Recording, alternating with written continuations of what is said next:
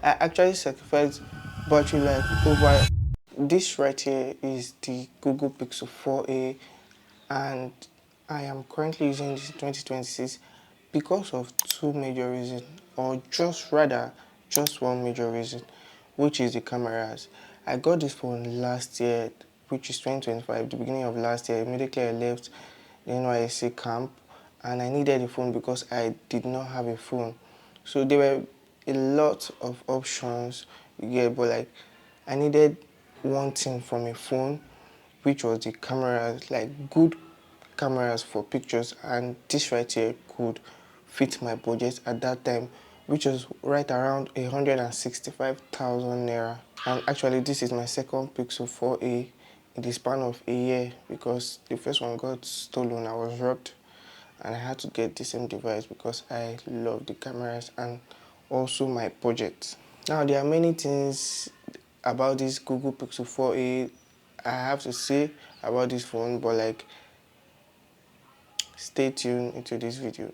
So this is the Google Pixel 4a 4G variant, and it was released 6 years ago, which was in 2020. And since I got this device last year, the first thing I noticed was that immediately I updated the phone, the update killed the battery. The update killed the battery. I could not even get up to like 90 minutes with this phone, even though it was fully charged. But Google came to the rescue by pushing out an email for those people that updated their Google Pixel 4a so they can have a $50 cashback, which I could not get because my Pioneer account was actually locked because I used NIN instead of international passport a few years ago when I was trying to get my Pioneer account activated. That aside, if you eventually get the cashback, you can use the money to change the battery. But for me, I use my own personal money to change the battery, and I've been getting about 3 to 4 hours of screen on time because of the battery on here. I actually sacrificed battery life over good camera because why not? I wanted to take more photos, I wanted to capture more events happening in my life, and that was the reason I got this device.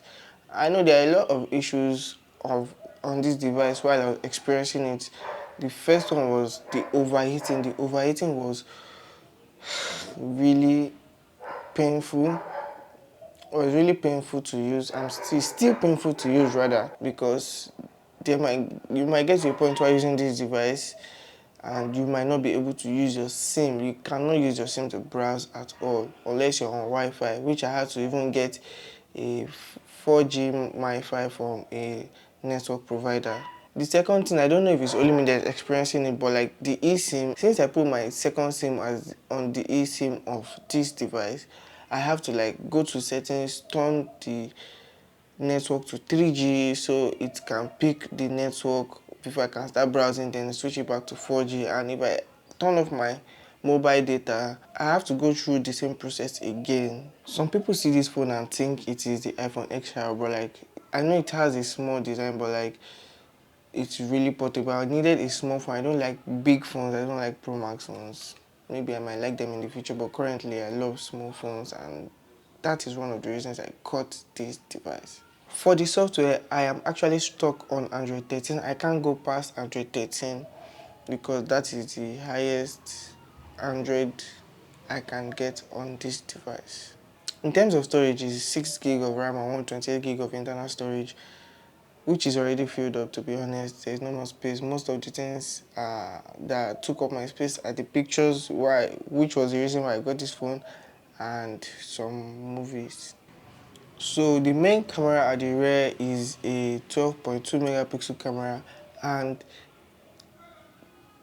oh boy, guy, this like the cameras on here are exceptional. When I mean exceptional, some people I know that use iPhone are also like, anytime I take pictures in my phone, they're like, she na Google Pixel be this phone, she na actually Android take this picture. Like, is it Android that took the photos that they are seeing? Because it's really good, because I can actually compare the camera of this device to the iPhone 13 to even the iPhone 14 and lesser, because it is actually that good, even in night mode. Because even the night mode on here, which I took some pictures at the beach, the iPhone can never do that. Like from 14 below, can never get those kind of pictures. I'm sorry to the iPhone users, but I'm also not sorry.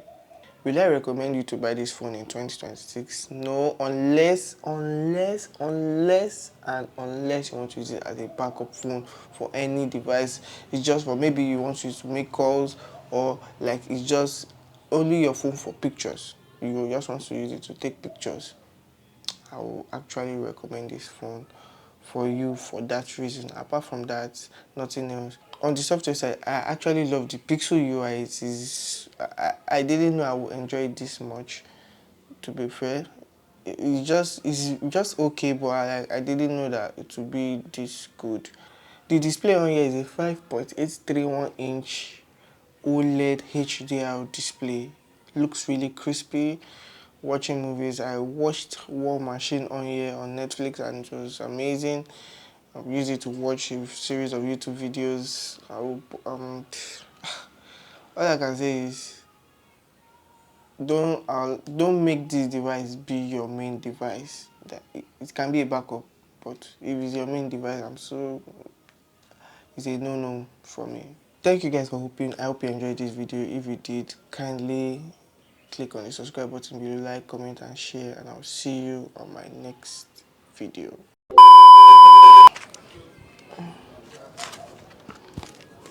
Also, another reason I got this device was because of the headphone jack. It has it, but now it's no more working. I swear it's no more working. It's no more working.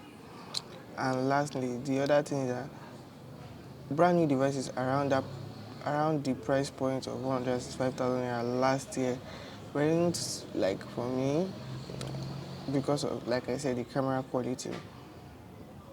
Even though they had like good, good battery life, I think the optimization and the camera was one thing that I needed for my device, which I got on the Google Pixel 4a.